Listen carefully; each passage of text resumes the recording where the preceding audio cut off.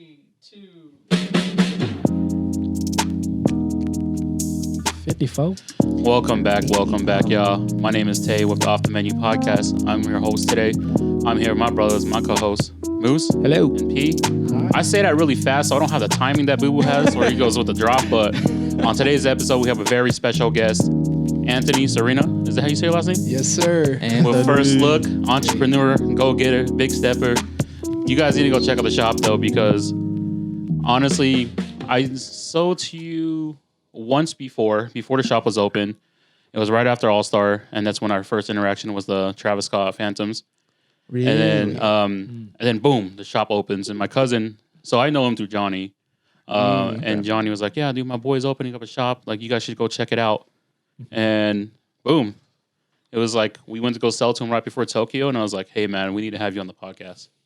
That's tight. I actually didn't know how you guys were connected. Yeah. And so it's funny because like when I told them that we were to have you on the podcast, they're like, "How long have you known him?" I'm like, "I don't know. Actually, I don't know him." That's often. Yeah. But before we go ahead and get into it, we have our technical support, CEO, IT, everything above, Ying Sifu. Nice and low today. Yeah. But yeah, let's go ahead and get into it. For those that don't know who you are, who are you and what do you do? My name is Anthony Serena. I am the owner of First Look. I started doing reselling shoes about 9-10 years ago now. Oh. I started by selling shoes at sneaker cons. So I started traveling to sneaker cons back and forth. It was kind of a side thing, more for fun. It started by me having a bunch of extra used shoes, and I was like, I need to get rid of some of this stuff. And then at one point, it got to the point where I just had too many shoes, and I needed to grow up, become an adult, and buy a house. So I sold my shoes, most of my shoes, and got money to buy a house, and then that just kind of grew. I grew up. It was, nice. What size are you? I'm curious. 10.5, 11. 10.5, that means it was a good one. Yeah, that was a good one. Shoot. But I started by selling shoes on the side. And then about 3 years ago, I went full time with selling shoes. And then 8 months ago, we, as me and my wife, finally opened a shop. And we're located in Salt Lake City in the 9th and 9th district. Come by. Yeah. Nice, dude. Honestly, stop by. Like, we didn't know what to expect when we first went there, but it's just a really nice shop. Like, you walk into a lot of shoe shops, it's just big for no reason. There's like a lot of stuff, but like yours was very intimate. I think I would say that. And and I like how everything was put together there. You had clothes on one wall, you had skateboards hanged up, and then you have like shoes in like size order, and there's like a little step. We didn't get to walk back more, but like you can just tell like inventory and all that stuff where you do things. But like I said, it's a very intimate shop, and it's really cool to see stuff like that here in the Salt Lake greater area. Yeah, any new businesses, man, coming up around here, especially with shoes. It's nice to get a nice variety of different sneaker shops, and we've been missing it in like Salt Lake for years. Yeah. It's definitely grown a ton. Yeah, it has grown a lot. 3-4 years, honestly. And that's almost 2021 is when you really started like full force. Is that what it is? Like right after the pandemic? Yeah, right. Okay. It was like November 2021 is when I went full into it. So that's like a perfect time though. If like for anyone that was reselling sneakers at a time, there was like a peak right after COVID, and like people just had to spend their money, and that's what people were buying. And like me being in the sneaker game for about 10 plus years, seeing at the height that it was at was so crazy because you were buying cements for like $700 and like bread 4s or like whatever you would want to call it. Crazy. yeah, and His prices were crazy. Bro, they were jumping. Stimulus. Yeah, Stimulus that's money is what it was. Stimulus money, yeah. They were jumping for sure. So you got to see it kind of fluctuate then throughout the years, and with a decade of experience, what era of sneakers were your favorite?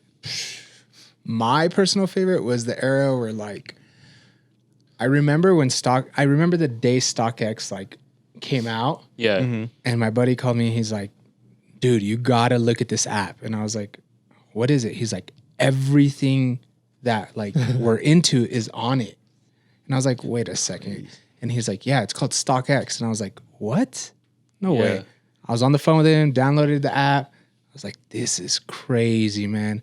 So he and I both instantly were like, okay, this is really going to ruin a lot of stuff. This was like, I want to say 2015, 2016. Yeah. Mm-hmm. And like, this is going to control the entire market. Like, this is it for us. Like, I remember, and this wasn't that, 2016, when the flu game event went on here in Salt Lake at FICE. That was a sick event.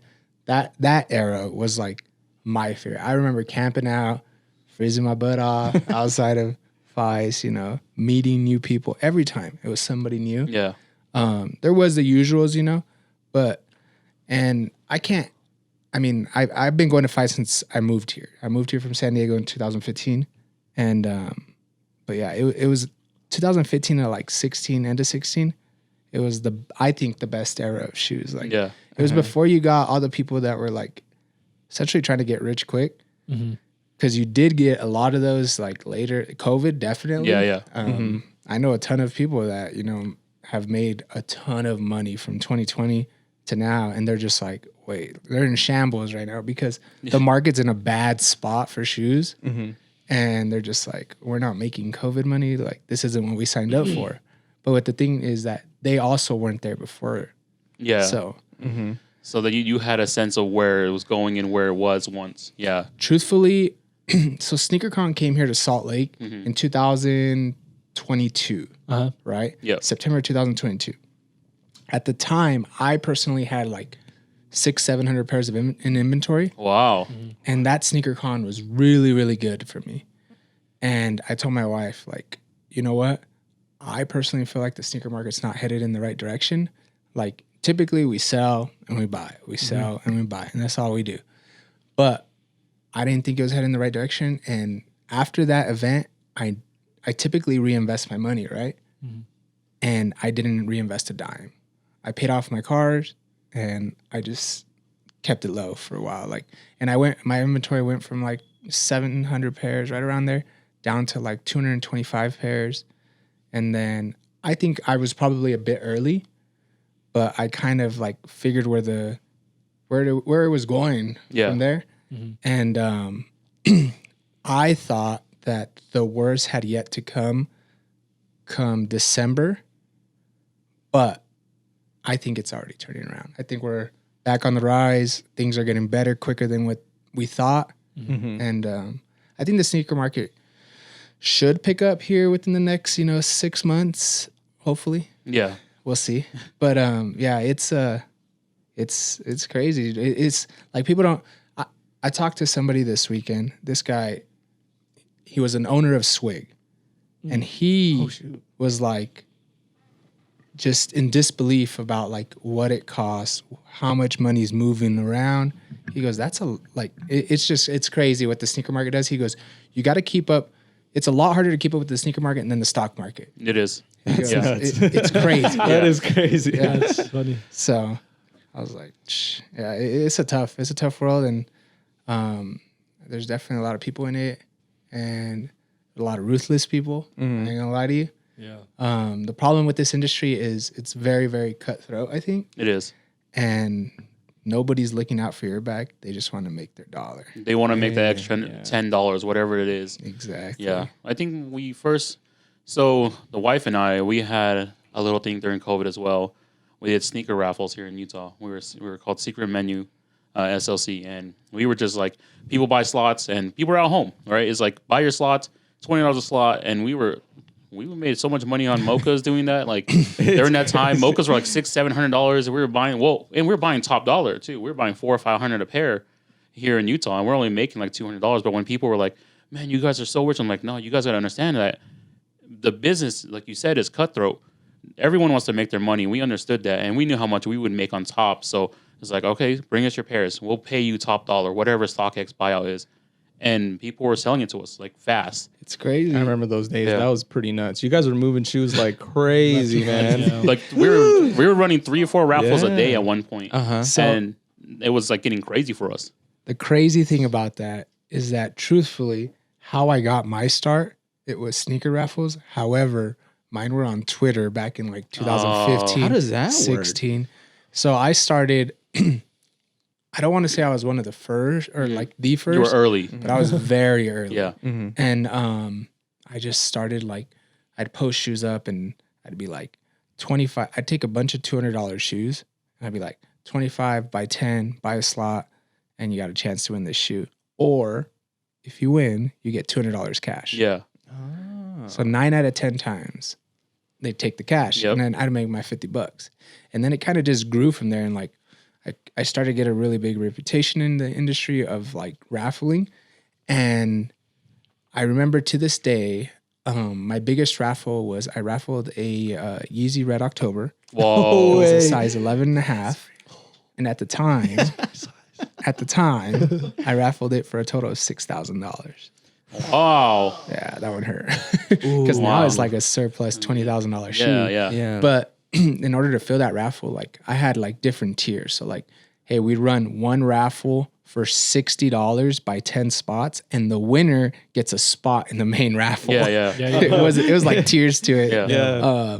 And yeah, it was fun, man. It was a really good time. And I personally, like, my thing was I'd always offer more cash because I kind of, especially if it was a shoe I wanted to keep, I think the cash out on that one was like $5,000. So that, dang, somebody could win $5,000 or you could take the shoe. Yeah. And the guy took the shoe, but like I'd always offer more cash, especially if it's something I liked, because I wanted to keep it. Now, my goal was to work towards making it free. By that money that like I collected. Your standpoint, so making shoes free. Yeah, it was a crazy time. There was somebody, there was only 3 of us doing them on Twitter at the time, and we were pretty big. There was one guy that was a lot bigger than me. His name was Rocky Mountain Souls, and come to find out, like one of my good friends, it was his good friend too. But fast forward like a year later, the guy like completely lost it all, scammed a bunch of people. Wow. Yeah, it was all bad. Damn. But yeah, the guy lived here. He told me he lived between Denver and here. And it was true, he did. And we ended up meeting a couple of times. But yeah, it was a crazy time, like 2016, 2015. It was fun though, the sneaker raffle world. Yeah. There was a couple guys though, yeah. Yeah, no, it definitely was. Like we've always had it in the back of our minds throughout the whole time we were dating. We were just like, we want to resell sneakers. He always wanted to open a brick and mortar and stuff. COVID hits, and I was like, all right, I guess it's time. Start raffling off our shoes. And our beginning raffles were a size 13 or a size 6.5. That's how everybody starts. Yeah. And just like you were saying, that's why we kept being able to re-raffle shoes because people wanted to buy out. They wanted to take the money. And I shit you not, we re-raffled the same PS5. Like we did PS5s, we did graphics cards, we did everything. Graphics card was crazy. Yeah. They're doing everything was up. Everything was up. Graphic cards were a G bar. Yeah. I didn't know that was going to be like an effect, but everybody's like, dude, no graphics cards out here. I was like, Shortage supply. Everyone was home. Everyone needed a computer, and that was like the big thing. Insane. Well, So everything like the chips, graphic cards, all that shit, man. We kind of did everything, and then, like you were saying, it's like people are buying out. So I was like, man, I want to keep this PS5 just in case I want to have it for the future and stuff. And then I ended up raffling the same PS5 5 times because nobody took it, and they just kept taking the cash out. And we would just give them the cash out that it would be to buy the PS5, right? Like $400 or $500. I mean, I get where they're coming from, but you guys are crazy. PS5 is fucking. At that time, it was nearly impossible to get. It really was. It was crazy. Yeah. We were paying $800 a PS5. That's wild, bro. I remember I bought a PS5 off Kohl's website. They released it. Yeah. And they freaking canceled my PS5 and I was pissed. We went through a lot I of was cancellations. so mad. But honestly, back to the raffling, what I figured out is 9 out of 10 times the people that joined my raffles didn't even want the shoes. They were just gamblers. Yeah, they You couldn't, you couldn't gamble. Yeah. There was no stake or stuff like that. Virtual gambling online. So they're like, this is the next closest thing me to drive to a casino, especially if you're here in Utah. You got to drive a little. But yeah, people were just gamblers that just wanted to get their itch in. And they're like, hopefully I hit. That's how it honestly started with us because it was like close friends and we couldn't go to Windover and there was like, oh, we can win some money off these raffles. Yeah. So we would literally just give them money and then we'll get our shoe back and keep doing it. I think at one point we were responsible for like 25% of mochas being sold in Utah to people. Dang. And people That is crazy. No, That's a flex. we had over like 40 pairs of mochas. That's and crazy. that's the one shoe people kept taking though. Oh yeah, And it was love like that shoe. Yeah, that was like the poor man Travis Scott. Everyone loved it. So, everybody- but honestly, it was a really good shoe. And we started off with first 6.5 in my 13, raffled them off, and then we just kept buying more and more pairs. And all of a sudden, we're sitting on maybe like 200 pairs of inventory, like shoes, That's solid. just from the raffle. And I was like, man, what are we gonna do with this? And everything started going downhill. And I was like, okay, how do we sell everything out. right? Yeah, how do we get out? But then we met a bunch of cool people, and that's what the sneaker community also brings is you also meet a lot of people that are cutthroat, but then you also meet a lot of good people that are just trying to make their money and just help whoever they can make their money. That's very true because I've made some of my like bestest friends to this day through the sneaker community. Yeah. I got a couple guys, and I think only one of them lives. One of my closest friends lives here in the greater Salt Lake area. But other than that, I've made a ton of connections. And that's the reason that truthfully I liked to traveling to the sneaker cons is like to this day, my wife, like she'll give me crap. Like you're going again. It's like, it's the same thing over and over again. You're going to the same cities. Like what's the point here? And I was like, truthfully, you just never know who you're going to meet. Like is really what I make of all those trips and all the sneaker cons is that even if you're not going to sneaker con, I went to door con this last weekend. I had nothing. D2D con? Yeah. Like truthfully, I had nothing other than shoes being there. Like I took shoes to sell. Oh, really? Okay. But I got to meet a lot of good people. I Yeah. met people that I would have never met anywhere else, Yeah. So I think the networking aspect is huge, and I've learned that that's very valuable. And then like reconnecting with people, like I met the owner. He was the owner of Swig. No, he no longer is. However, I shot him a text today. I met him Saturday, shot him a text today, waited a couple of days. It was like, hey man, it was a pleasure to meet with you. It was a pleasure talking to you. Like, let's touch bases sometime. Yeah. So networking for me is a big thing, like I said. And it's just, you never know. Like you said, you never know who you're going to meet in the sneaker community. And sometimes you get lucky and meet really good people. Yeah. Yeah. Like I have a sneaker con like story. We didn't have a booth in Vegas. It was the right before they came to Utah. Okay. That same year, so 2022, right? July. It was probably July. Yeah. So we went to Vegas and we were just chilling. We bought tickets to go, and then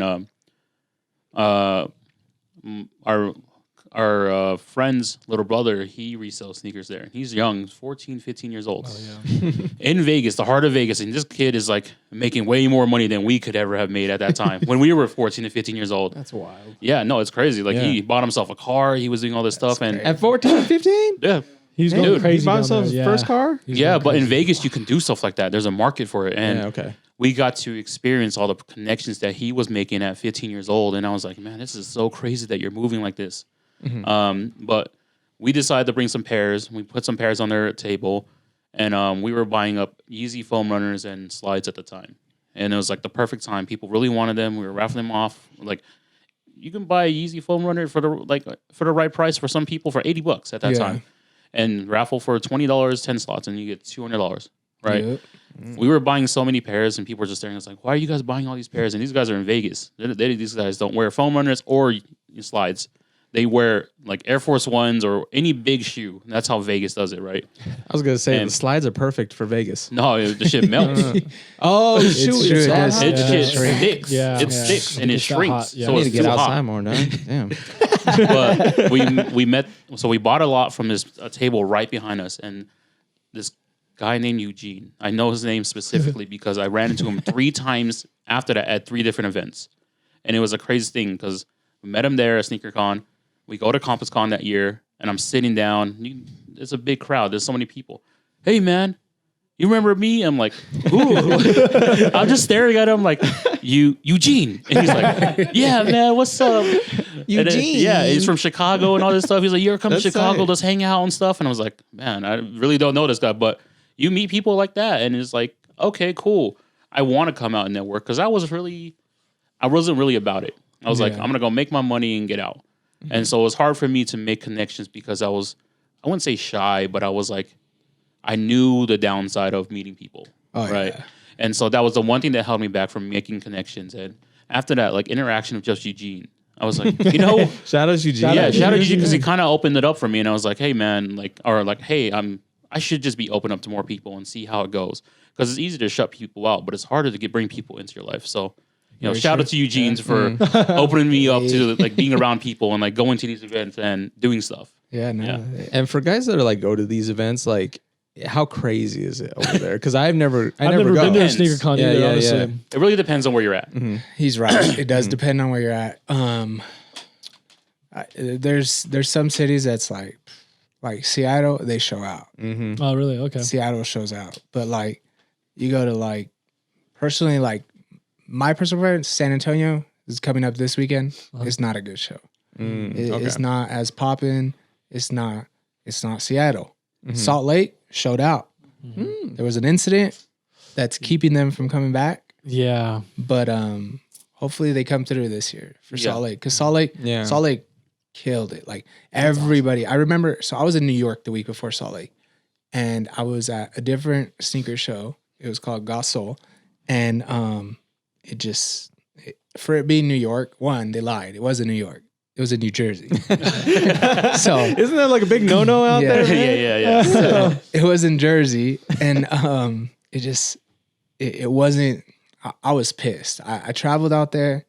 I spent money on flight, hotel by myself. I shipped out 6 shoe boxes or 6 extra large Home Depot boxes.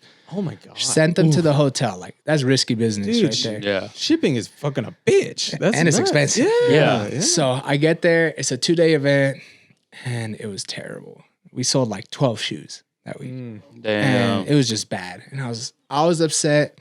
Or whatever. There's guys coming from because there's a group of guys, like a core group of guys that travel to a lot of sneaker shows, and we all know each other. And the guys are like, "What's up with Salt Lake? Like, is it going to be good?" And I truthfully was worried. I'm not gonna lie to you. I was like, "Dang, I really don't know how it's going to be." Yeah. Like, there's been smaller shows, but it's never been a big show to that capacity, you know? I was like, I really don't know what it's going to be. However, like, I tell them, like, I think, Salt Lake's got money. Yeah. That's what a lot of people are. And Salt Lake is so strong within itself that there's like its own economy here. Yeah. So I told him, I was like, I think it's going to be a really good show. However, like, you do you. And I know like 4 or 5 guys that didn't come. They're like, nah, we're not going. And I had one friend who he was just an acquaintance at the time. And he hit me up and he was like, yo, like, how far is the Provo airport from Salt Lake? Like, I'm trying to go down. I'm trying to go to the show. Like, I think I'm going to make it work. He was in New York with me, but we weren't cool. Like, it was just, a friend in the sneaker community. Like, we traveled to the shows and that was it.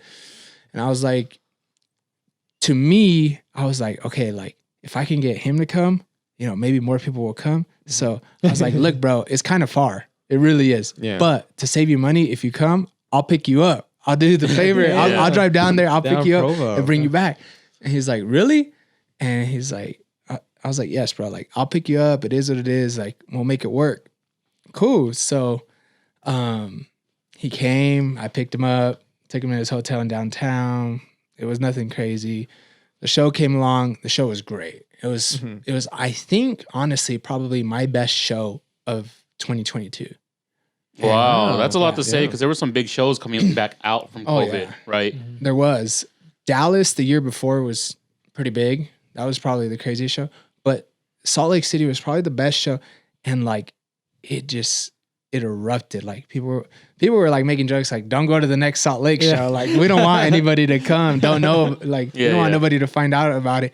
But it was honestly like the families here are into the shoes, are into the sneaker culture. Yeah. They like their streetwear.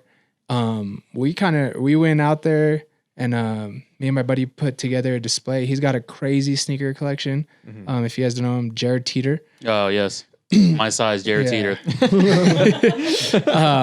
He brought out some crazy heat. We put up a nice display. And that was honestly like the first time that we really advertised First Look as a bigger business.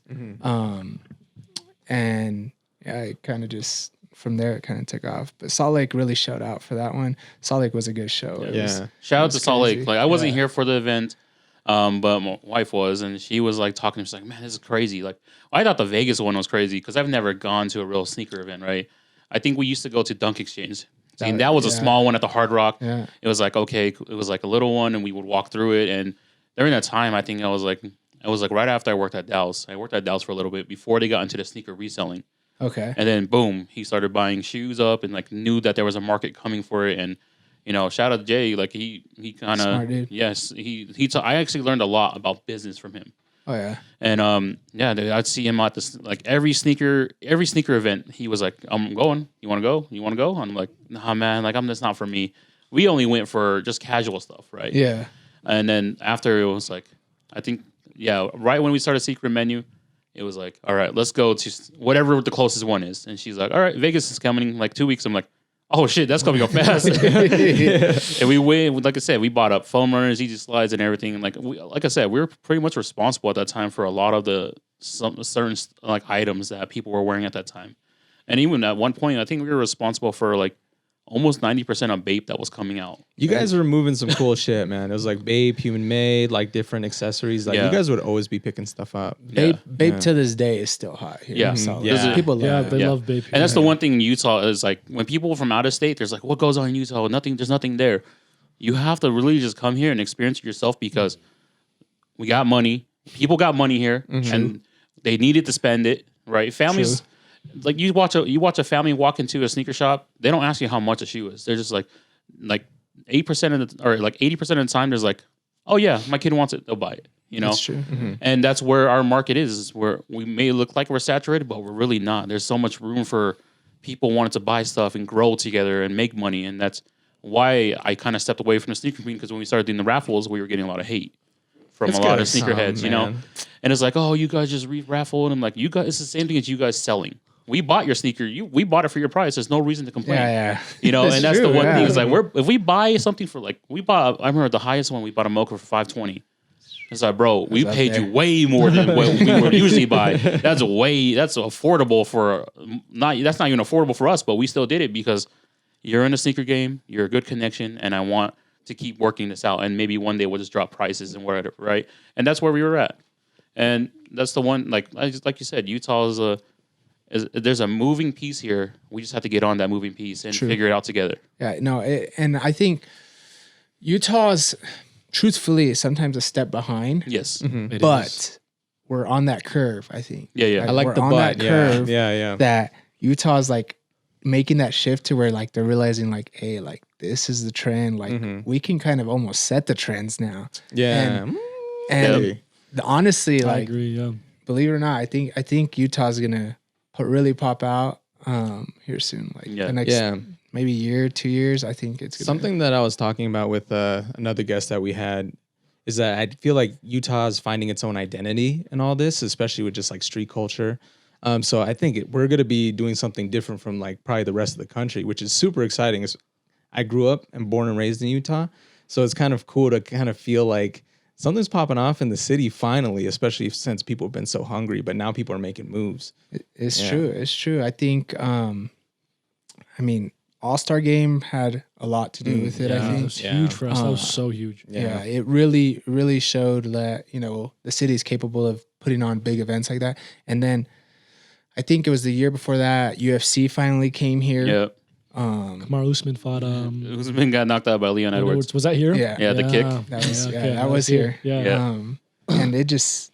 And we're just gradually getting stuff like that. And true. We have this conversation at least once a week with guests, and like because we're Utah-based people, right? So we have businesses here. We want to support local businesses and push people to wherever the businesses are, so we can keep feeding and growing, right? And that's the one thing that Utah is really good at is when the crowd of whoever it is finds who you are, that crowd will feed you through everything. It's true. I tell people that, like, I'm from California, but I've been here the last 9 years. And to me, Utah's home now.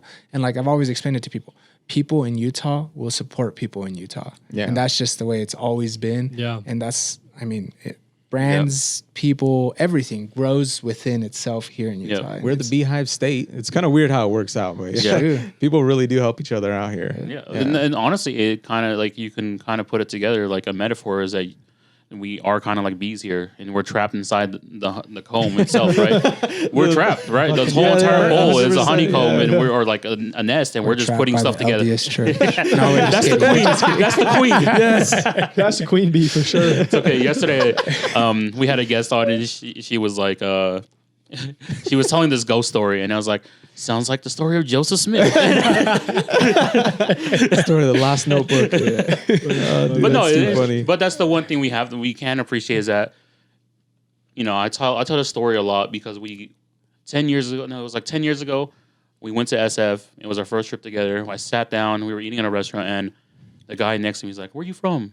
He noticed I was wearing shorts and like a t-shirt, and it was like cold outside. Yeah, It was 60 degrees. yeah, cold to them. And then I was like, "Yeah, I'm from Utah." He's like, "Oh, from the Salt Lake area?" I'm like, "Yeah." And then he was like, "Dude, hey, listen to me now. You guys are going to take off and grow really fast, and you guys are not going to be able to handle it. And then a lot of people from California are going to move there and start being able to put it together." Oh, and 100%. Yeah. what happened over the last couple of years? Bro. California Exactly is- and, that. and a lot of people from New York came here too. New York, Texas, California, everywhere. Texas, California. And it's like because we, as in the state of Utah, we offer so much job potential. yeah, Right. That's why a lot of call centers here. get moved out here Yeah. because the Called- rent is cheap. called the Silicon Slopes. Yep, Silicon Slope. There we go. Sick. And we had the conversation about how, like, you know, the Salt Lake Bees they're a minor of the Oakland A's, and they're selling their team. So right now it's between us and Vegas. Which, since we're already a minor here, we have a lot more potential to get them. They want to Right. move out here, right? Yeah, And they people would go want to see. they want to build it in like Draper, I think. Yeah, Daybreak. Yeah. Daybreak, yeah. And they're also trying, like, we had the conversation too, is that they're trying to move the Delta Center down to Draper. That's crazy. Because I don't want to do that, but yeah, you know why you do that? Because you can grow out there. You build a For strip sure, so much- complex. it's a Yeah. bigger and it's brand new and Yeah. it's newer and all this stuff. But I don't know. I just saw like City. Have you ever been down to like Dallas? No. They have, it's not in Dallas, I forget. Like Fort Worth? Arlington. I Yeah, think Arlington, is. yeah. Okay. And their sports complex is so sick. You got the football stadium, the baseball. Oh, and like then you all got, right there? It's Yeah. all right there. Oh, You yeah. got this like district where like you just hang out, AT&T party. Stadium and all that shit. That's why A lot of space. they're trying to move the lot of Draper land. because they can literally do that. Because they can, there's a Yeah, lot it of makes a more lot of sense. land for you. Yep. Because I think Seattle does too. They have the baseball Yes, stadium right next to the football door. stadium. Yeah. They do, yeah. Yeah, But- so it's like, why not knock it out on one? Like, you can share parking lots, you can make it all one place. Like downtown, like in a lot of places, you don't see a lot of their stadiums in downtown because of how small the areas are, right? And so I think Utah, if they're able to grasp that and move everything down to a place where everyone can be at and want to be at, that's our next step. It would be Like Daybreak, accessible probably. to That would everyone. It has to be Daybreak Yeah. or Draper, because Draper, Draper, they Daybreak. just moved to prison. Lehigh. Harriman Yeah, area. Lehigh. Yeah. Okay. Yeah, okay. it'd be a good area down there. Yeah. I call it like the Dr. Seussville. Everything Yeah. looks the same down there. Yeah, the houses Whoville. and the fucking apartments and the they all are like fucking Bro, yeah. That's yeah. crazy. We drive up there like maybe once a week, and then I was like, man, doesn't it remind you of Dr. Seuss, like Whoville? Like, what are you talking about? I'm like, this is like how the houses are Look all the designed. same, yeah. No backyards, just a front And they're yard. just fucking Everything's like shaped straight, weird. and they're straight up, like Yeah. they're Yeah. like hella Narrow, Yeah, exactly. tall. Narrow as fucking tall as fuck. It's like in the Cat in the Hat neighborhood. so true. That's crazy, bro. Yeah. I never Out, thought of yeah. that like that. But it makes sense because like they have so much space out there, they can move all that out Yeah. there, and everyone that's already out there, the majority of people that even buy tickets to go to a Jazz game and stuff, they're not from downtown. Oh yeah, no. Right? No. Yeah. They're I not. would. I'd almost be willing to bet money that more people probably travel from Utah County to Jazz games Yep. than people in Salt Lake County Yeah. go to Jazz games. Yep. That is correct. That's crazy. No, it's true. It's No, very it's true. true. I That's don't where think about everything's those at, things. though. You know, That's that's where where the all the money- people with money are at, yeah. right? People. It's because, if we're being honest, people that are a little bit smarter than the average person understand that, hey, maybe living 20 miles outside of the city and saving myself at the time, not now, saving myself $200,000-$300,000 To live. living out here and just driving is better. And those are the people that also have the money to Travel. hey, go to the Jazz game or the time off. Yeah. Or they probably Yeah. don't work. Yeah. Who knows? Yeah. So it's true though. Yeah. I think a lot of people from Utah County come up. It does make sense though, and It'd be nice for the expansion though. Honestly, it will. Yeah, I would like to see where it goes. Honestly, I'm not for it because the Delta Center is something we know. that's good. Yeah, the vibe might. But then be also- off, right? Salt Lake might be a little bit different after that. Hey, USANA just took their sponsorship from the amphitheater, and now And it's they changing. lost So it to, yeah. I forget what it's called. No, I saw that too. Yeah. So things are changing here. Yeah. Like we got the Delta Center back. USANA's not the amphitheater anymore, and like we're slowly just migrating things down south. And as we started to see it, it's because the growth down there is much more rapid than what we have out here. Yeah, I mean, there's like a little saying, like you either adapt or you get left behind. And Exactly. That's exactly what's happening. Yeah. Interesting. But we'll go back to some questions though. How did you come up with the name First Look? Truthfully, my personal take on it was I didn't want to spend too much time digging into a name. I had previously my business was called Acer Shoes, and Acer was A for Anthony, SER for my last name, and then shoes, and that was it. But I knew that I didn't want to build a brand around my name. I didn't want to build a brand around my face. So that's when I started to take it more serious, I changed it to First Look, and I cannot tell you why I named it First Look. To this day, I don't know. I've been asked several times. I've had people mention it to me like, "Oh, I know why you named it First Look," and I was like, "Why?" Just to see their response, and they're like, "Because you want people to Google sneaker stores in Salt Lake, and since you're not in, they think that it's named First Look 1ST." So they're like, when they Google it, it's going to come up alphabetical order, and you're going to be at the top. But no, I did not do that. I promise their you. SEOs and stuff. Yeah, I was like, no, I didn't. Honestly, That's crazy. I just like one thing that sat in the back of my head was like your assist in shoes. Like we wanted to assist you in getting your shoes. Your First Look is an assist, and that's where that came from. But truthfully, I tell people this all the time because I do get asked that a lot. I tell people, close your eyes right now and think of an apple. What do you think of? Do you think of an apple or do you think of an iPhone?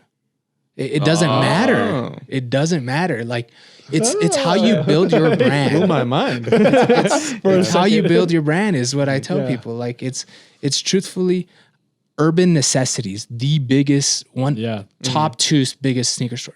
Do you think of shoes when you hear Urban Necessities? No. You probably don't. No.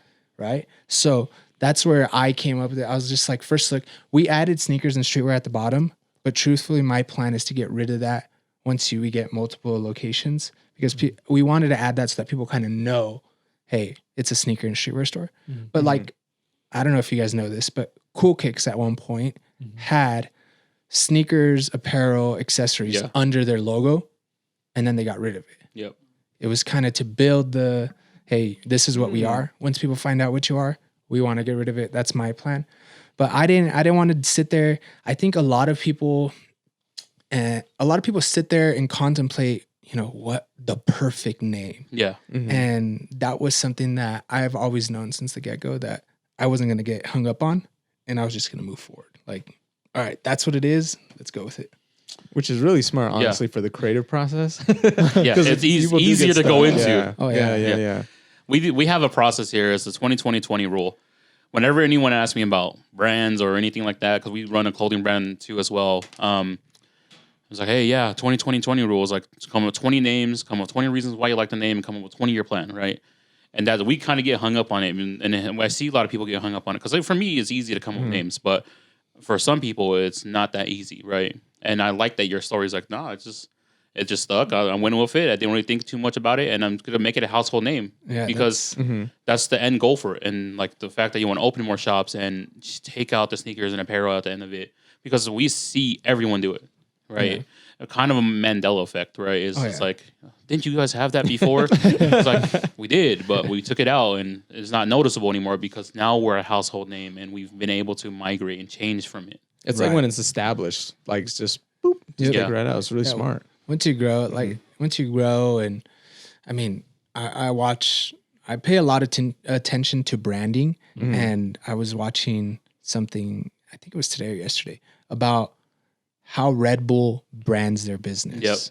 They don't put their They stuff do on there. not post their product They at all. post crazy videos and all that stuff. Yeah. Yep. Wow. Yeah. They don't that's post. true. Yeah, they post Coca-Cola, They got does the same squirrel thing. suits just riding down the freaking mountain. Damn. They sell you on a feel, Yeah. on emotions, and like it's crazy. Like as you learn, and like obviously the older you get, the wiser you get. But like the older you get, the more you want to learn too. Truthfully, I think a lot of people have that. And yeah, it's crazy to understand how our brains work. I saw another thing that says that when the casinos changed, it used to be money that you were gambling. They changed it to chips. You no longer have attachment to the chips. Yep. That's why you're willing to gamble more. Or when the credit card companies changed from, hey, we're giving you cash back to points back, your mind switches from, okay, I'm not spending more. I'm getting points. So I'm making it. So you're going to spend more to get points. Yep. So it's crazy. There's little things out there that are like going back to the Red Bull one. I just watched, I think, a video very similar, if not the same video. She was talking about how you shouldn't do product pictures on Instagram because people are not on Instagram to buy things. They're on Instagram to watch funny things or see things that are different from what they're seeing in regular life. They're not there to see a price tag. Like get an emotion. Yeah. And then I was like sitting there, it's like, because we think about it from a clothing brand and like a standpoint is like, we want to post pictures about our clothes and stuff, right? But you have to change it from just a product picture to more lifestyle stuff. Very true. And It's really crazy how everything. because the mind, perception. the whole psychology behind it is just so much more crazier because it's like I never thought about it until that moment. It's like, why do I get on Instagram? To get up to date with friends and to see what people are doing in the world, right? That's that's the only reason you get on Instagram. Now I utilize it as a business standpoint. It's like, okay, who's designing stuff? What people are designing? How are people like my thing's filled with like Adobe shortcuts, you know, and like because I don't use TikTok, and that's the one thing and where people are learning right now is you can learn everything in less than 30 seconds nowadays. Oh yeah, Yeah, right. It's pretty wild. Dude, and when I saw that, I was like, man, she's like right because you're not gonna sell your clothes on Instagram. You're gonna sell who you are, so people want to buy your clothes. Yeah, and that's why people call it merch. And that's why people say it. But to us, it's a lifestyle. To us, it's a brand, and we have to utilize and sell our brand. It's like Chrome Hearts, bro. Yeah, Bro, you have everybody wearing your shit already. Yeah. They don't have to put anything up at all. It's just athletes, rappers, whatever it may be, and they're already walking out with your shit, and you have videos of things going on of, once again, celebrities just doing regular shit, but we as regulars want to do that in your, true. I do notice they're like, oh, they got Chrome Hearts on. That's you know what I mean? You get what I'm saying? Denim Yeah, they got some shit. Yeah, Denim Tears. Recently, Denim Tears just blew up, and like that one's going crazy. And Tremaine, he says that he hates that design and that people like they go back to that one design, but bro, you made something so iconic. He threw it out there, and he threw it out there, and he hated that he ran it up though. Yeah. He was against running it up because that's not what he is as a designer. Yep. But when you're making a clothing brand, that's the one thing you want is to run it up, right? As a business owner, any business owner, if you can sell whatever you can, make $1 million off it, great. Yeah, which I totally get. Yeah. His product's like one of the most replicated right now, and it's just within the last 6 months. Yeah, exactly. It's just recently. Like it's crazy how much fake stuff of his is coming around. Yeah. But back to the catches like fire. The Red Bull and stuff. I think like the Instagram stuff, it's literally a dopamine hit. Like, it is. It really is. It's short. Yeah, dopamine, serotonin you're getting exactly just quickly. Like, it's just short form content is crazy. Yeah, it's tough. crazy how we work. I listen to a podcast, and it's crazy to like listen to stuff and then me realize it like as I'm doing it. I'm like, okay, this is what it's a Gary Brecka. Have you guys heard of that? No. I've heard of Gary Brecka, yeah. He's now he's not a doctor, but he's one of the he calls himself a doctor, but legally he's not a doctor. Yeah, I don't think he's legally but for a doctor, UFC, and he's just like he'll tell you that the way you're gonna be or who you are is literally all built into like who you are already. Your chromosomes, like, we could give you a test and we could tell you when you'll die, stuff like that. And that whole dopamine thing, like he brings stuff like that up and like connects it to social media, connects it to, I mean, even he goes further than that, but it's crazy. It's crazy stuff. This is the same guy that helped Dana White will go on to Fast Yes. and K. Yeah, that's Gary Brecken. I do know who he Yeah, is. that's I Gary just didn't Brecken. know the name attached because I see his content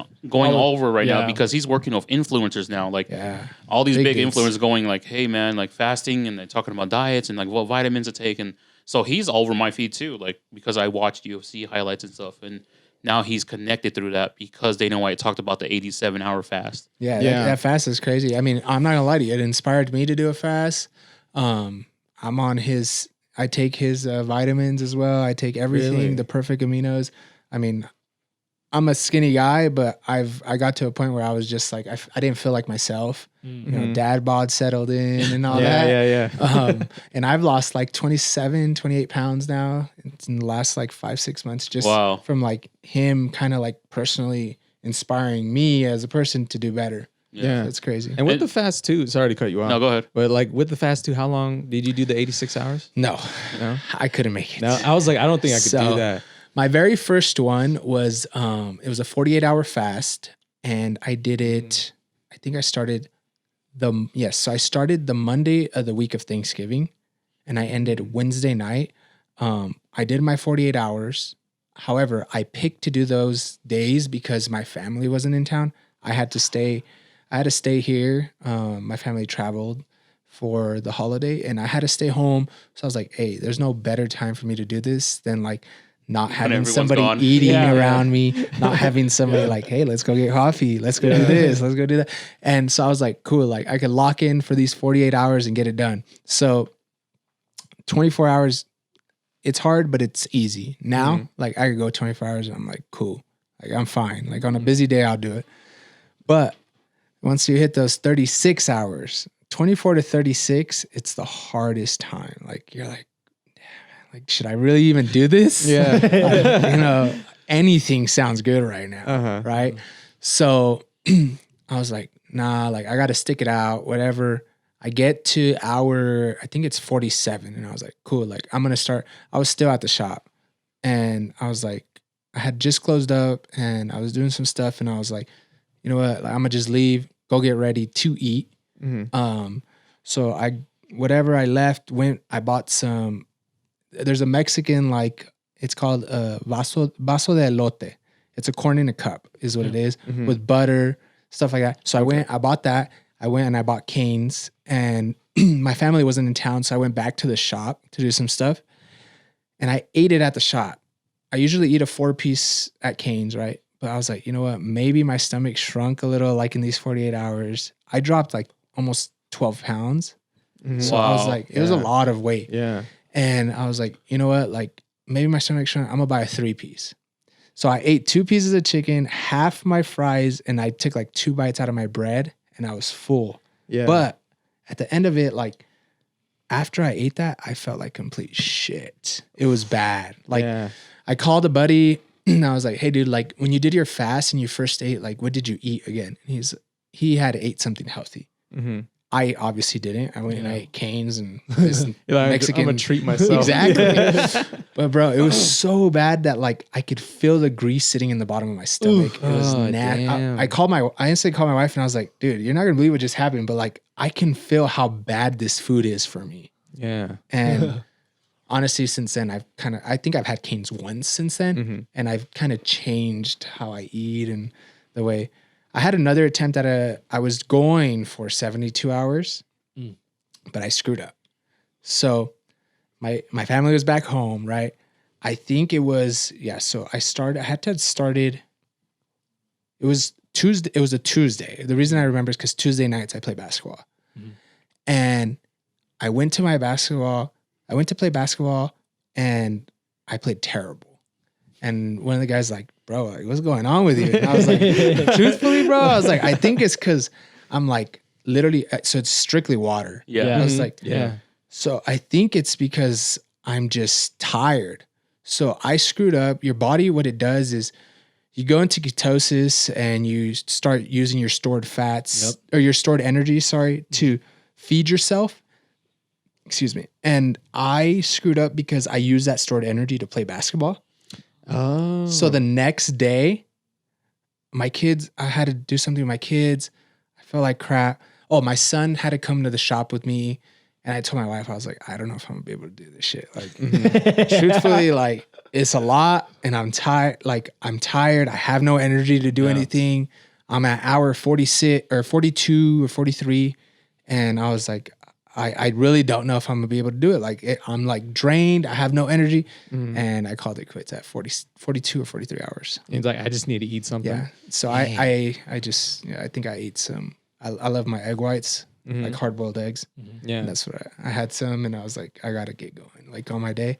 But it's tough. Like I give it to people that do it, especially people that do it with kids. Like it's hard. Kids take a lot of energy, and you don't realize it until you're in that state. Like, oh, they take a ton of energy from you, bro. Yeah. It's crazy.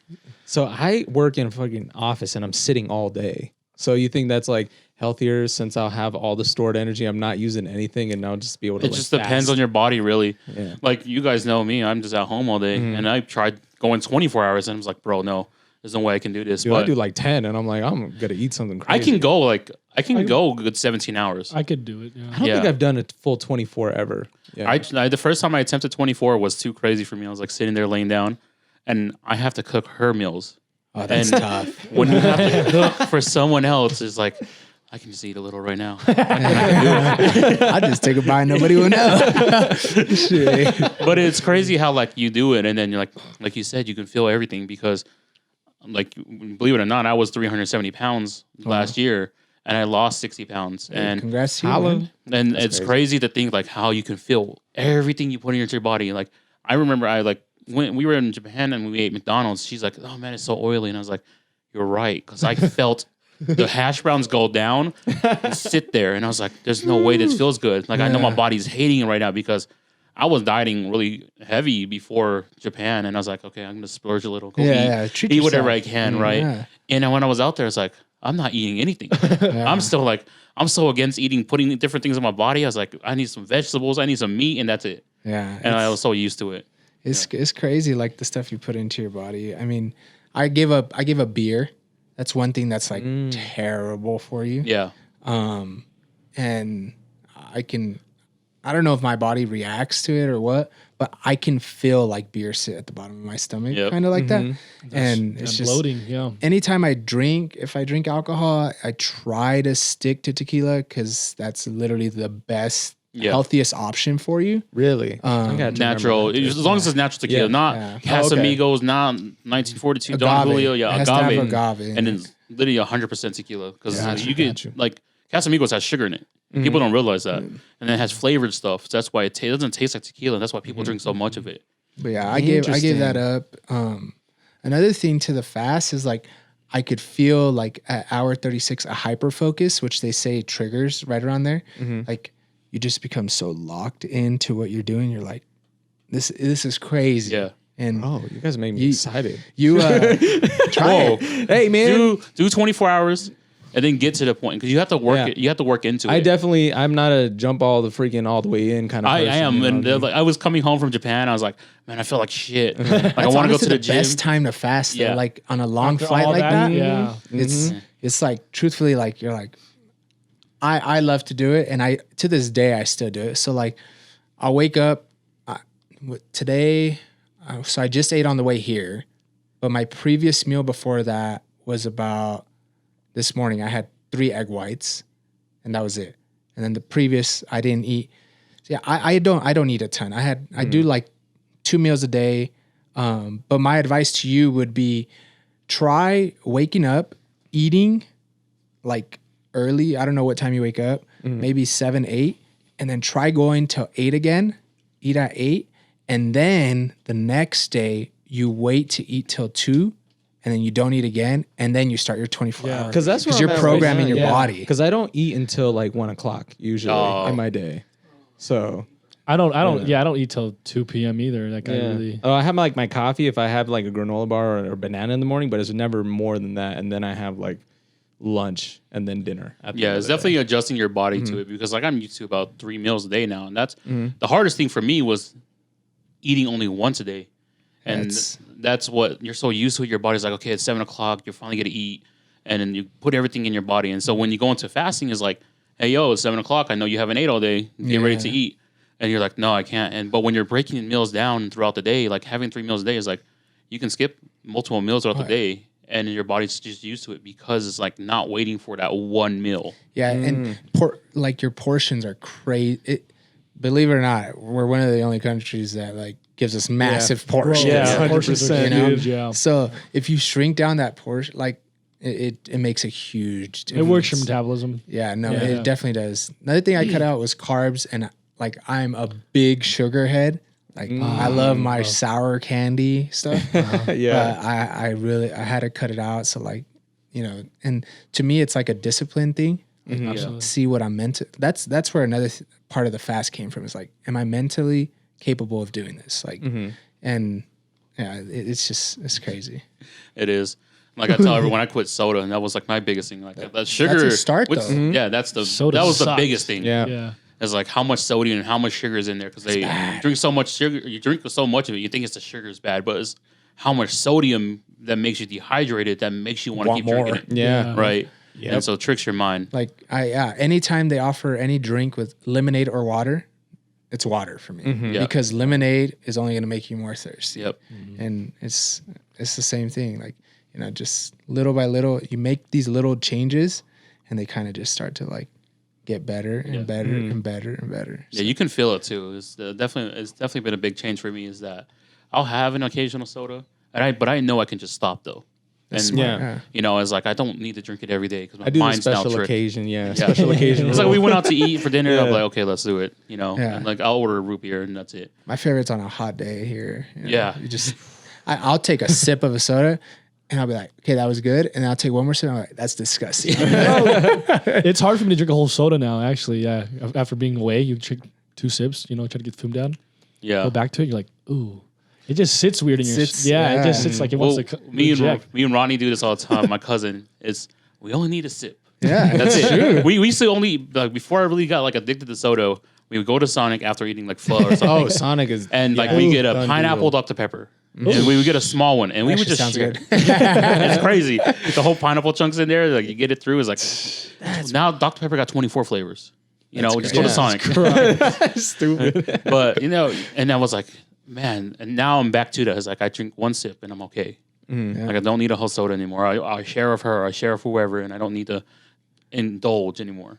I'm like a 1 soda a month guy. Yeah. But that's when I have In-N-Out. When I have In-N-Out though, I'm like, I'm getting soda. All right, what's your what you get from In-N-Out? In-N-Out. Okay, it's hear a it. double, chopped chilies, and then onions, of course, and then animal style fries. I also like with chopped chilies too, but sometimes I go without the animal style fries in case I get crazy. If I'm trying to be somewhat healthy or just try to look healthy, and I'm at the actual In-N-Out, I get protein style, but only if I'm at the physical spot because you can't take that shit home. It's gonna go bad. Soggy. Yeah, soggy. Yeah. So I do the same. Lately, the last couple of times I've been doing protein style. However, if I don't do protein style, they have this thing called fried mustard. Yeah, we heard about that on So, here. They take the bun, they put the mustard on it, and then they toast it, and then they add pickles and chopped chilies, mustard, fried, animal style fries, light onion, extra spread. Yeah. Dude, I can't. Let me my In-N-Out. I couldn't bro. even give you guys an order because I don't ever eat an In-N-Out. No? Really? So What- good. What, You what's, you Shake Shack guy? I was gonna say. I'm a burger guy. I Don't love tell me burgers. what a you burger. do. I know. What a burger. I lived in Texas for 6 months, and I tell you, Whataburger is the worst burger I've ever had. Okay, I'm just No. making sure. I was about to say, all right, I'm out. No. And that's the cue. Thank you for joining us. What's your chef special? Nothing. I don't like Whataburger. I'm a burger guy. I love a good burger. So like, I'll eat In-N-Out if it's there, but I've never gone to In-N-Out to order. I go to I've gone to Shake Shack and I get the Shack burger or whatever.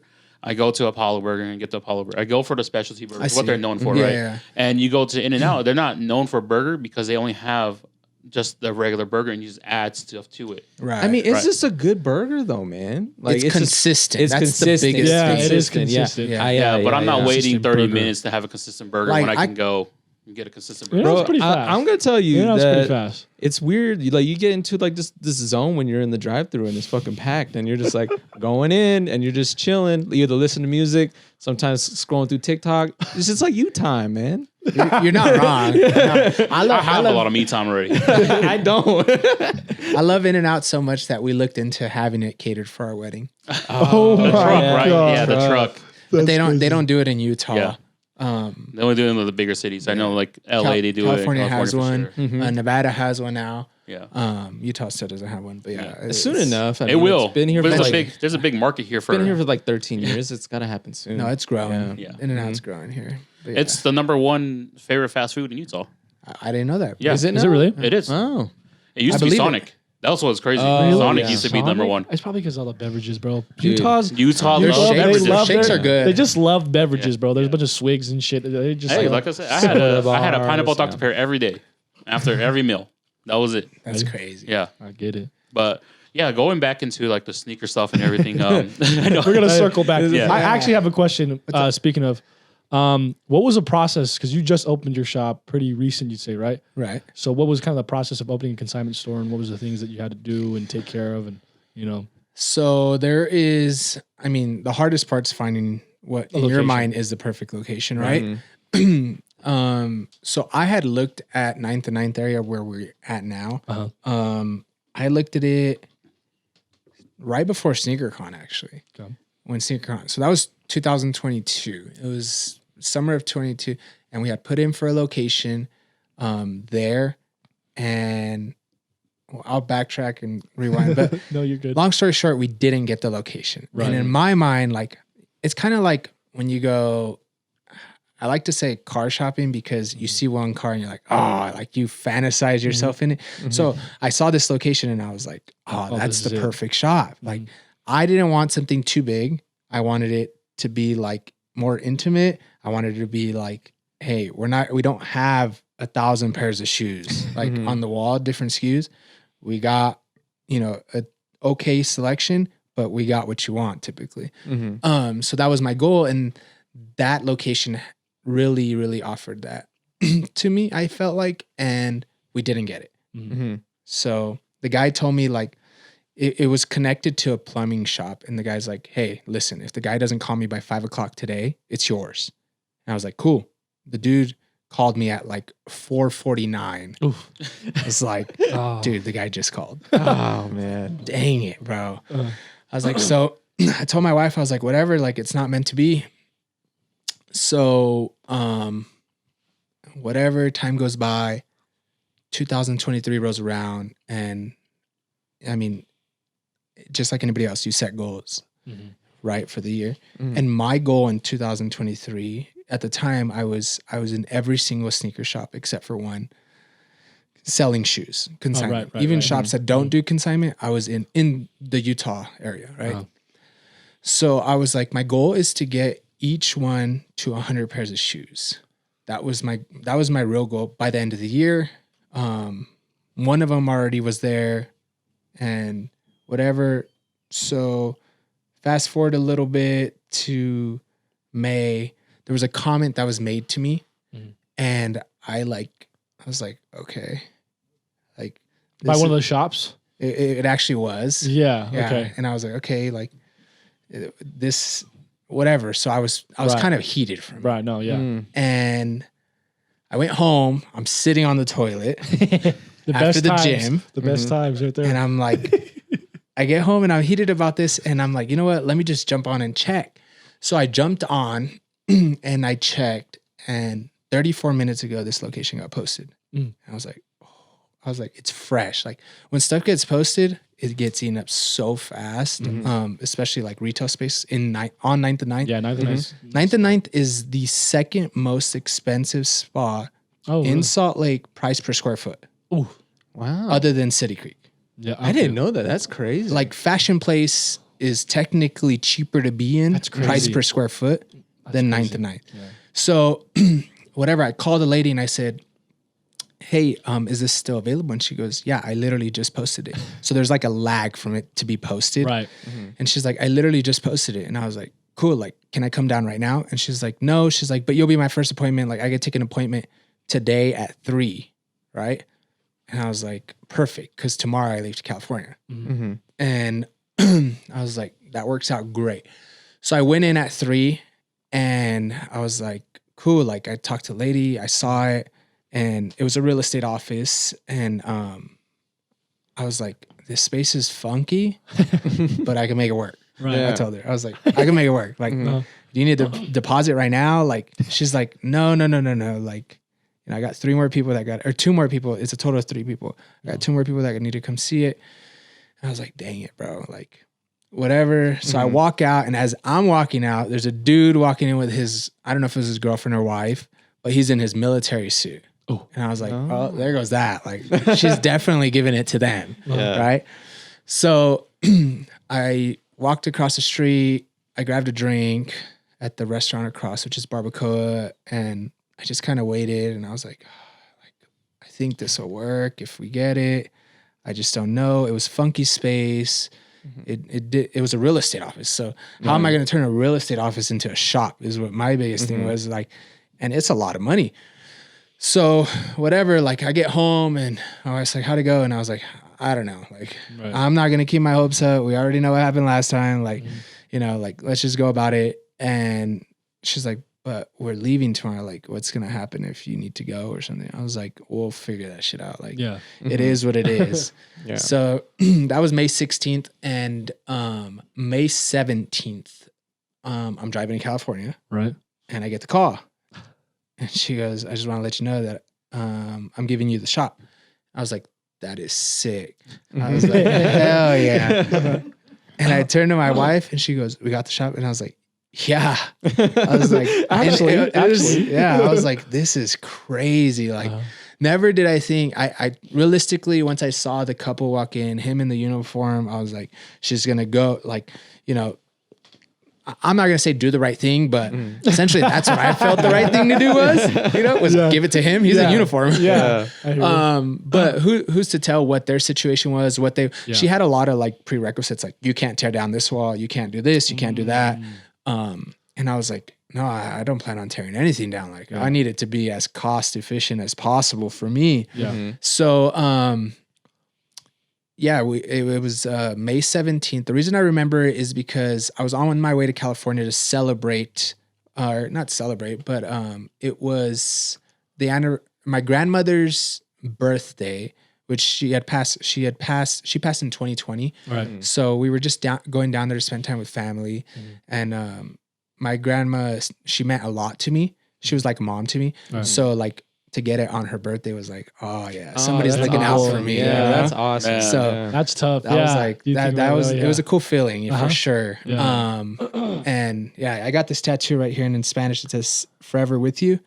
And I was like, like she's with me right now. It just all makes sense. Yeah. Like it all just makes sense. Yeah, for it to be today, like she told me I'll call you within a week, and for it to be literally the next day on her birthday on my way down.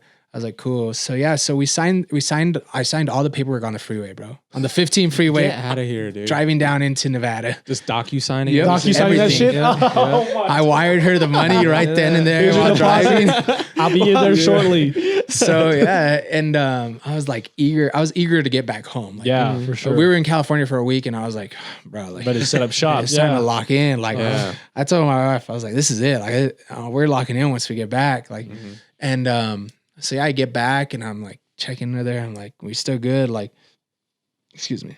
She told me that, they'll be out of there June 1st. I was like, dang, they're going to be out of here in like 12 days. I was like, are you sure? And she's like, yeah. Well, fast forward, she works for that company that was in there. Okay. So she's like, they're going to be out. It's her building. She owns it. She's a smart lady. I can tell you that much. She owns 19 buildings. I'm the furthest building east, but she owns 19 buildings on 9th. Oh my God. On That's 9th so South. sick, dude. Yeah. And she's like, have you guys heard of this coffee shop called Loki? No. So it's booming right now.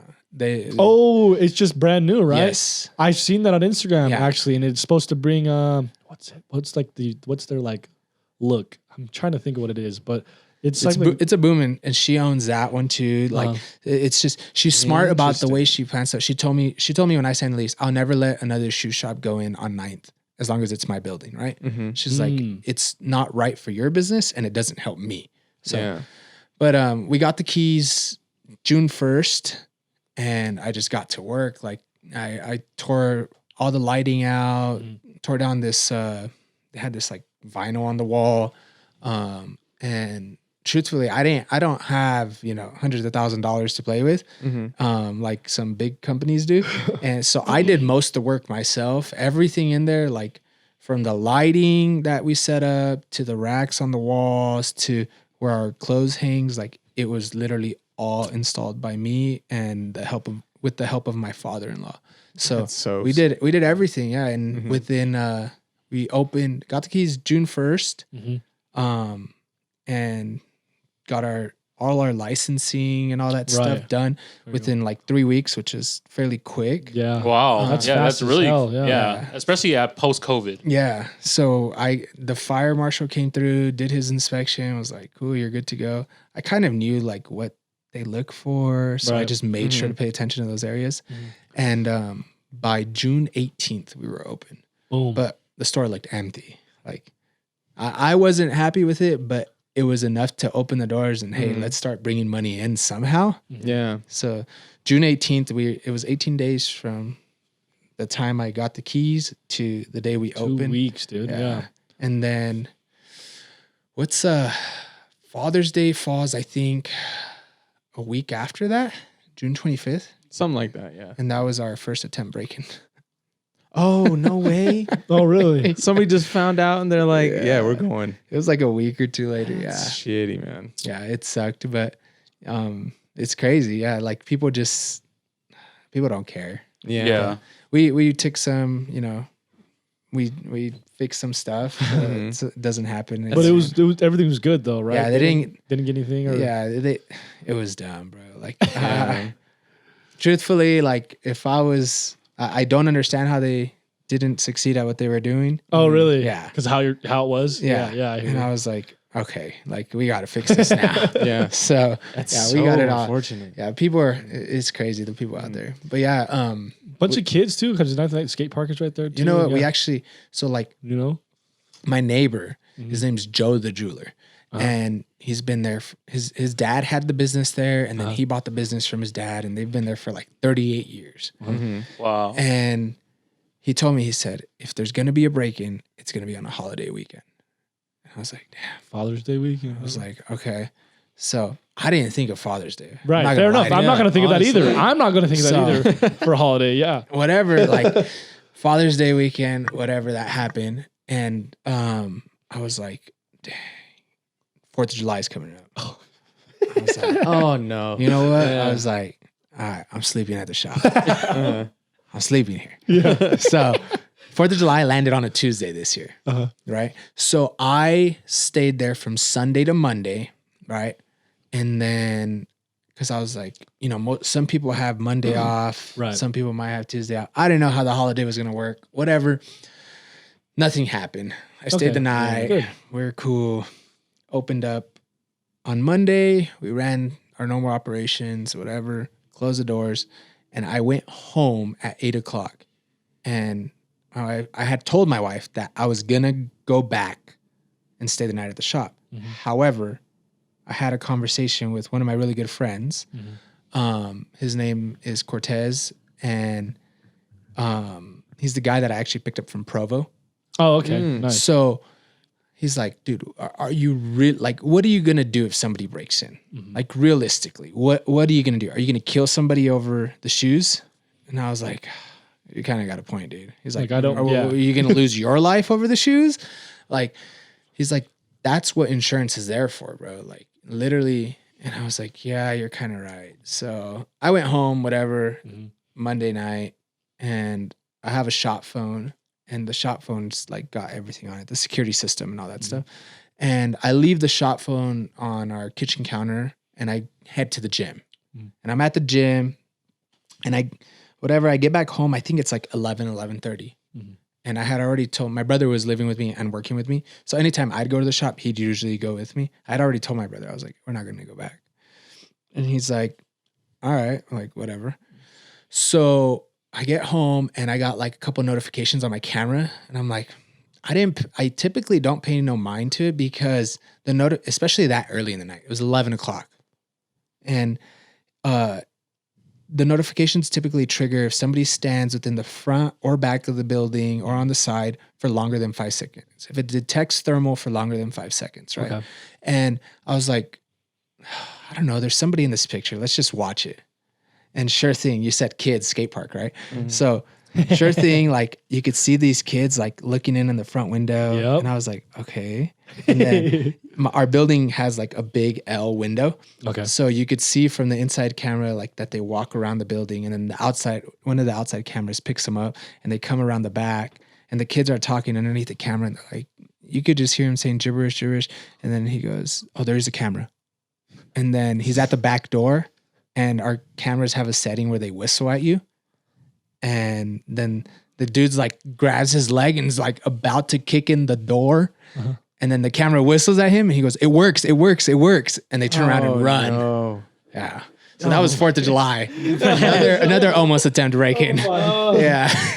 That's like, I'm into scary stories, but that shit was like the scariest thing I've ever heard. Like I said, when it comes to real life stuff, like I don't care about no ghosts or anything, but if it's a human and people, like it's like you got to deal with it, you know, you got to deal with it some way. And it's like I wouldn't hate to have a business and like people are trying to attempt to break in, you know, and you have to worry about that all the time. Especially on holidays. Yeah, holidays crazy. Especially when I leave town. If I leave town, it's terrible. Like I can't usually sleep. But the first like 3-4 months, my sleep schedule was terrible. Mm-hmm. Is it better now? Like how I was looking? Yeah, now I'm a lot calmer. Okay. Like I could sleep through the night now. But like the first 4 months, like I told my wife, like I don't know when this shit's gonna stop, but it needs to. Like I need to get my sleep. Like I'm paranoid every time the camera sensors go off. I'm like, what's going on? That would be anxiety through the roof, man. Yeah. Oh yeah. Sitting there like they better be still my shit, bro.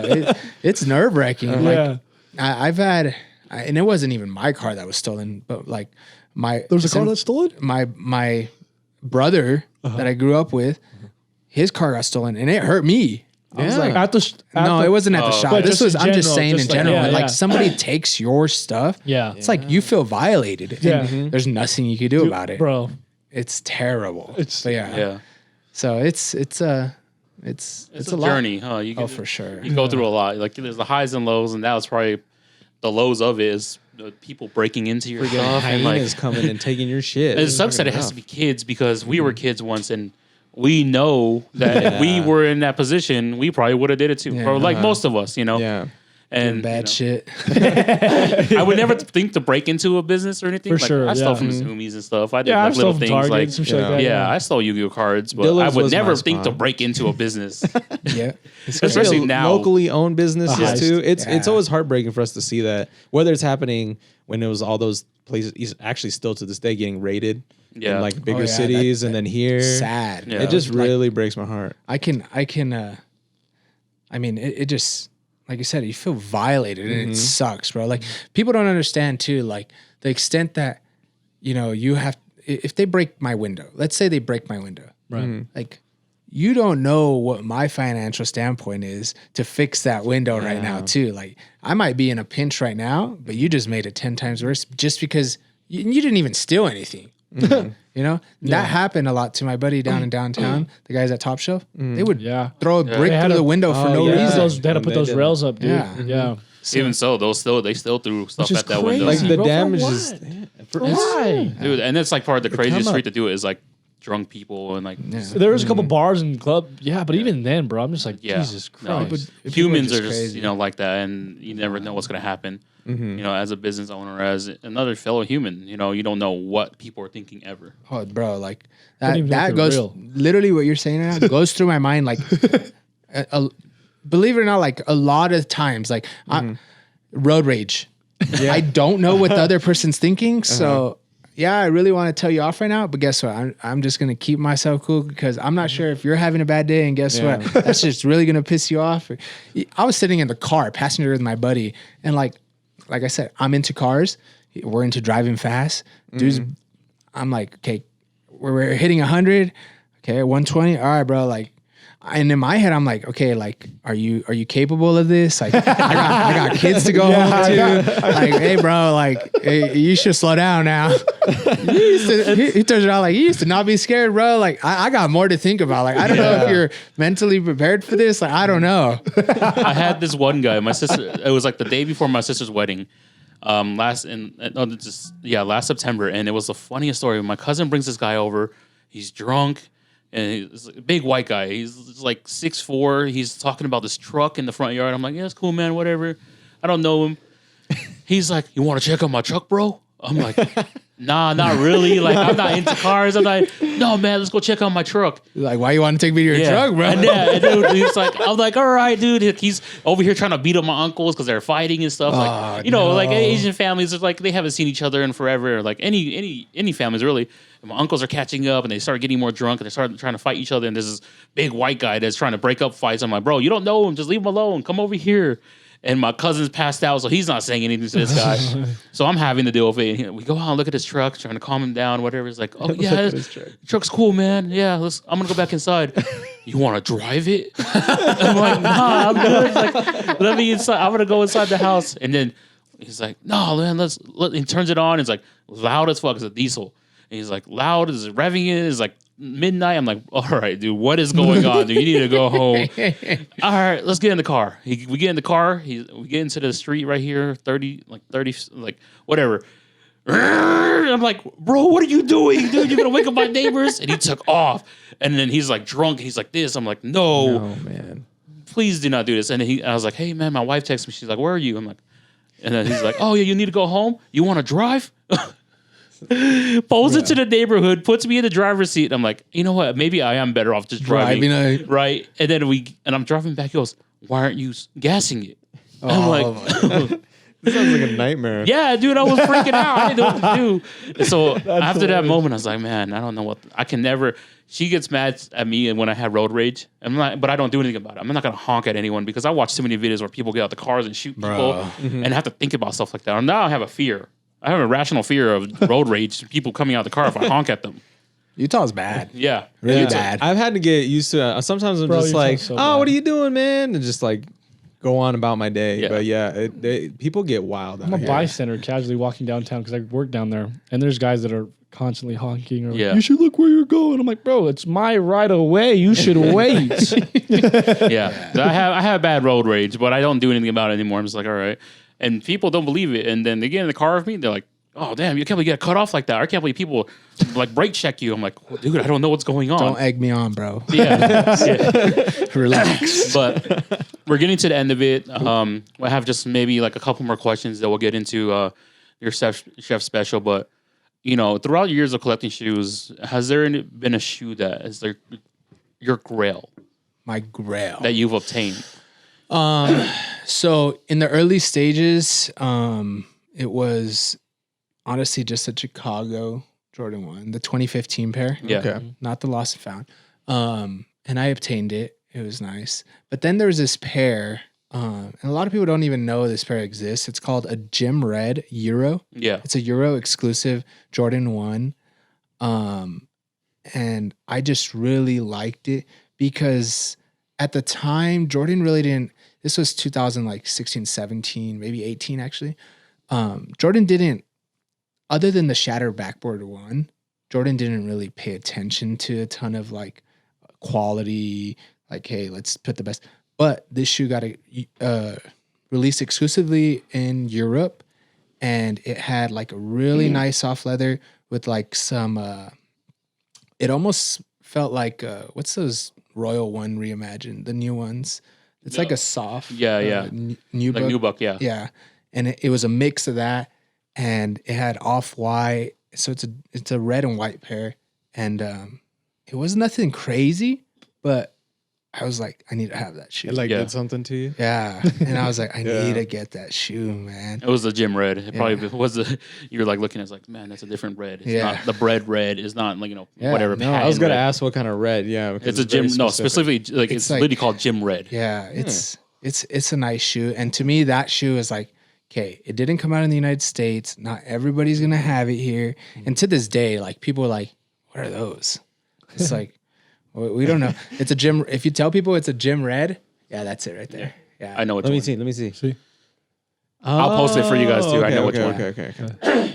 But yeah, like to this day, like a lot of people don't even know what it is. Like you tell them gym red and they think of the US released gym red. Yeah.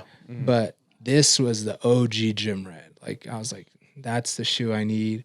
There was a guy that I followed that lives in Tampa, and he had them, and it kind of like inspired me. I was like, dang, those look sick. It's like I need that pick. Yeah. I was like, so yeah, that's probably my grail.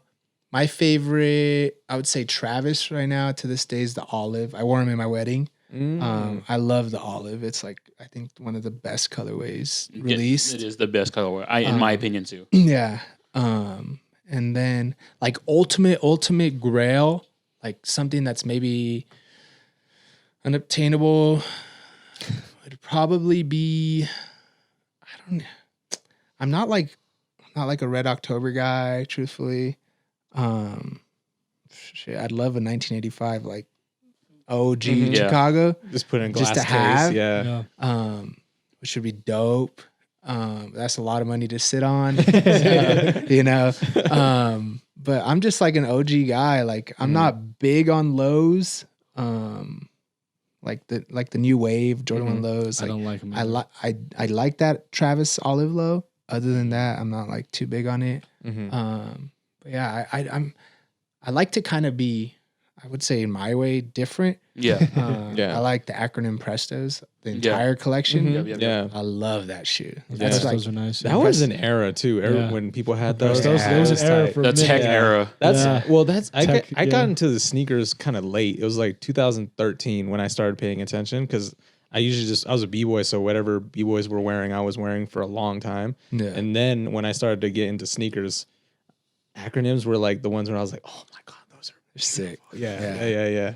They're it's different. Something that stands out. I like the Sean Weatherspoons. Yeah. Those are clean. It's a different. it's not comfortable to me. They're not. That's what I Yeah. only I've heard heard. they're not comfy. Yeah. Dude, I went after that shoe. I paid $600 or something for it, and I wore it one time at one of our pop-ups, and I was like, I can't wear this shoe because the corduroy hurts and it's hot. Yeah. You're There's not no wearing ventilation in there, right? I wore them to Disney. I wore them to Disney. It was a terrible idea. Yeah. It's like, bro, it was- guys, if you go to Disney, just wear some comfies. For real. I wear my New Balance now. Oh, there you go. That New Balance wave is gonna be hot. The I dad don't shoes doubt are it, coming back. Yeah, That's man. 2024 I like them for though. you. I like it. them though because they can fit in any kind of Oh yeah. fit. Literally, Yeah. And Yeah. comfy to wear, Yeah. breathable. It's so nice. Oh, it's nice. Yeah. Yeah. So Yeah, they're making a lot of big moves. Yeah. No, that's a pretty cool grail list because like it wasn't your typical grail list that you hear from That you all know. sneakerheads, you know? Yeah. It's like Dior, Paris, and like stuff like that. Well, it's changed now. I don't know. Like, I actually wanted to ask you too. Like, how do you feel about kind of the sneaker culture where it's at and how it's kind of changing? Because you said even the market too itself will kind of come back. currently, it's not at a good point. If I'm being honest, Yeah. People are in it for the wrong reasons. But you do have the few select people that like, hey, we like what we like. Like, and I know like people are like, they probably say it about me, like, I'm a Jordan 1 guy, but I'm skinny, tall, and I feel like that's what looks good on me. Yeah. I won't wear many Jordan 4s because my personal opinion on Jordan 4s, they're meant for like shorter people. That's just how I feel about them. So it's like, I got like 2-3 pairs of fours. Or bigger guys It's too. from person to person. Yeah. you know what I yeah. mean? So it's Yeah. like what you see, but like, I'm not going to question what you're wearing. Of course, Like, yeah. why are you wearing those 4s? You know, Yeah. You feel like, and like, hey, It's you might for inspire, like, truthfully, you might inspire me to wear a Jordan 4 because you're taller, you know? So I think people are in it for the wrong reasons, but right now, a lot of people are weeding out. Yeah, A lot of people. I can see that too. So Oh, there's it's so like, many people. yeah, like they're not in it they were for the money and then didn't realize that it's not for them. Yeah. Well, yeah, when you, it's like that. like side hustle TikToks that you see all the time now. I mean, you see you can make some money and then you just try to get into exactly. it. Yeah, those right? guys have moved on to like bigger, better things. Stanley Cups, bro. No. Come on. Stanley Cups. Stanley fucking Get out of here. They can withstand an exploding car. They really try to do that and put that on StockX, bro. No, I've not seen even that. StockX. Yeah. People were at SneakerCon selling them, yeah. Really? reselling them. Oh my This guy said he sold great like for Stanley, 20 man. of them. It's horrible. Yeah, so it's like those people, they're weeding out. And, We're finding them, Yeah. and they're leaving because obviously there's no market for it. yeah. Once the, like I said, I've been collecting sneakers forever, and like 10 years, like I've been on a roll for collecting. But previously, it was like I lived in Portland. Headquarters is Right there. literally 10 miles away by train, and then me and my friends would go out there. Or we go to the Nike factory. We get everything dirt cheap. That's it. We would buy it from people boosters that sold out of their trunks. Like, whether or not they're real or not, we were getting pairs for cheap. So I've been in the business and I saw where people were going with it, and I saw the growth and saw the decline. And I just like where it's going to be standing really soon. I know that, like you said, it's weeding out. So all the real sneakerheads, all the people that are coming back into it that collect for a reason, it's going to be theirs again. Yeah. Right. Oh, No, cool. he's right. Yeah. I like That's the that. direction it's going. But we would like to thank you for joining us on the podcast. And like, that was an hour and a half, and it didn't Yeah, even we feel like an hour and a half. dude. That's solid. We killed time. Yeah. We are getting way out of hand with this. Like we're just talking. No, it was good. Like I said, they asked me that if I even knew you, and the fact that you can come in and have a conversation with us, like the way you did, is like it eased my mind because Bro, I learned about fasting. yeah, It's fucking crazy. I know we had like a 10-minute, 20-minute it's like you learn a lot about Shit. people, and that's why we're trying to build a community. And I would like people to go shop at First Look and go take time to go at 9th and 9th because they have a lot going on there, and it's the perfect spot for summertime. Yeah, the whole area of 9th and 9th. Like, Yeah. we got good boba, we got good sushi, we got good shopping. I mean, good food. We got, if you guys haven't been down to Lola's, it's a good Mexican bistro. Pago's right there. Tsunami Sushi. There's Republic for breakfast, and then you got other shops like the Stockdis. I do know this; they haven't announced it, but Crack Shack will be leaving 9th and 9th, and we'll be getting a Houston hot chicken. Ooh. Oh, Wow. Wow. Crack Shacks are just going out the window. Yeah, right Crack now. Shack is dropping, huh? Yeah. And there might be one more sushi spot opening up. Oh, dude, anything sushi and Yeah. But this one's like, I think it's like, correct me if I'm wrong, but it's like belt sushi. Conveyor belt. Conveyor belt? Wow. Conveyor belt sushi. So- Okay. They have We one in actually need they have one in Ogden, but They have one down south too. I don't know if I trust it in Utah though, but we'll see. I'll try it out. I'm the same way. I'll try everything once. you Hey, know? sometimes it's like you can't complain about what you get because you've been to the place where you got it. True. We've been to Japan, and I couldn't eat steak for a year because of Wagyu, right? I didn't eat sushi for a year. yeah, I straight up. I didn't like eat here- sushi. I didn't eat ramen. I was never a fan of ramen, but it made me a fan of ramen eating it out there. Oh yeah. Yeah. So we'll close it off. Like, do you have any shout outs for anyone? Yeah, actually I got a couple. Shout out to all these shop owners here in Salt Lake, even down in Orem and up to Ogden area. These guys, I don't think we all understand how good we have it with each other. I know a lot of areas where it's very like, it's not nice. And I think we've all been able to somewhat keep it civil and cool with each other. So shout out to you guys. I appreciate you guys. Shout out to my good friend, the guy that I picked up in Provo, Heavenly Kicks. He's helped me a ton in getting to where I'm at. And I feel like he's they say surround yourself with people you want to be like. And, he's younger than me, but I look up to him. Like I look up to all these people that I hang out with. I don't have much friends my age. Most of them are all older because I aspire to be, a better person. And I feel like surrounding myself with those people helps me that.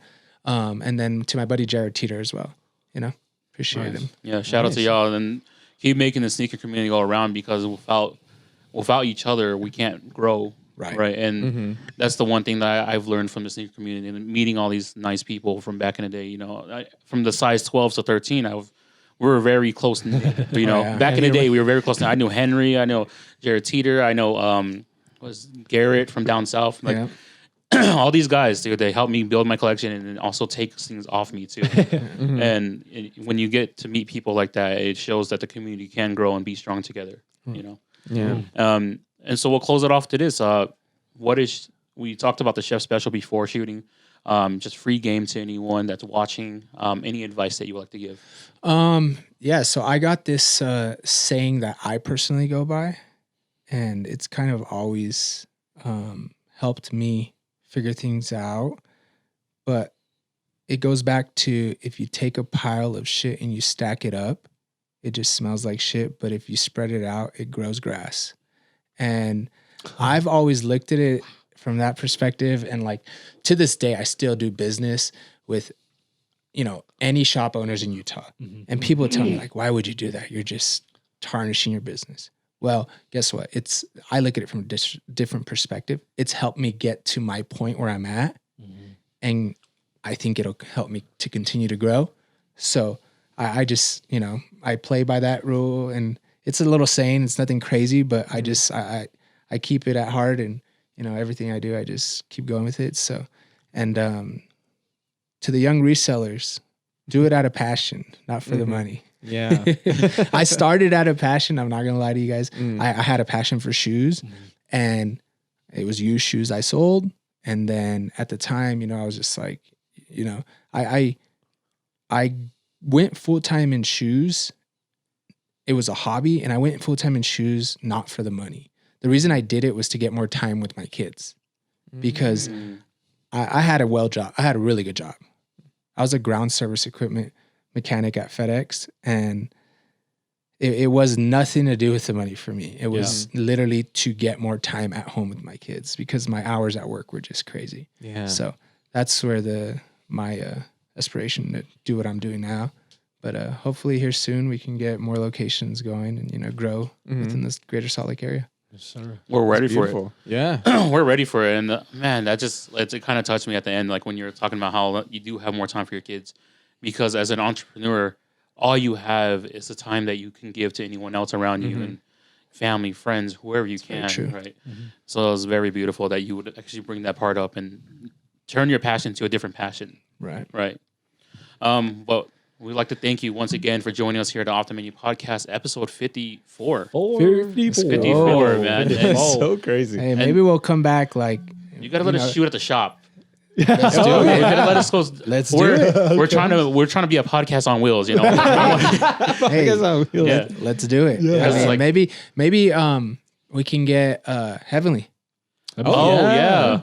That'd be We'd fun. love to have He's him not on. from the Salt Lake area. Yeah. However, he's a YouTuber. He's growing quick on YouTube, and We watch them. yeah, maybe You guys are deep in it. I'll figure something out and source it out with you guys. Yeah, we would and love to get have him here. on. Yeah. That'd be great. Yeah, for sure. We will, and once again, it's just like we're trying to build a community and put everyone together here, because when things start growing really fast, we're only going to have each other that are already It's here, true. right? Yeah. And we have to move together to make each other who we are and what we're going to be. Yeah. Right? Yeah. I see you guys on there. I see Thank you. guys Thank on you. Instagram. You guys are Appreciate that. growing and Appreciate doing it. good. We're moving. We're Hey, moving. there's you know? nobody. I can tell you this. There's nobody out here doing this. Like the people you guys get together. Like for instance, Mo. I don't know Mo, but I know more of Mo because of you guys. Right. Oh, Shout out to thank Mo. you. So you That's- guys are yeah. out here doing it. You know. That means So- a lot too, because we're surprised with the people that we get on here. It's It's really not really what we mind-blowing. wanted from at start, but now like this is where we're at, and I It's think it's evolved. awesome. Yeah. Hey, you just let the ship guide itself, Yeah. right? Yeah. Yeah. It's here. Whatever We're just falls on the in- we're on the crow's nest. Like, Who oh, let me I drive gotta a say boat?" something. Oh, yeah. Hey. Yeah. But sure. once again, thank you for joining us on the podcast, and thank you guys for much, tuning Anthony. in. I hope you guys like understand what we're trying to do here and put everyone together, because this is not about us anymore. It's about who we bring on and who we can highlight and who we can start putting in our community, because without people like you, small business owners, moving and having the passion Yeah. of what they're doing, we wouldn't be able to do stuff like this. Make an And impact. Thank you Having for a making an garage impact in your store way. And being an influence, a positive one Yeah. too, on top of that. Yeah. You know what I mean? Yeah. I appreciate you guys giving us. Stop trying to break into the store. Yeah. God damn it. Please. But peace out, y'all. Episode 54 Be off the menu excellent, be podcast. beautiful, and be yourself. Windows are expensive. Don't break them. Life is expensive. Life is expensive. Think about the other person's life. Please. How much you spent on an In-N-Out burger? Tell me. More than you can afford, pal.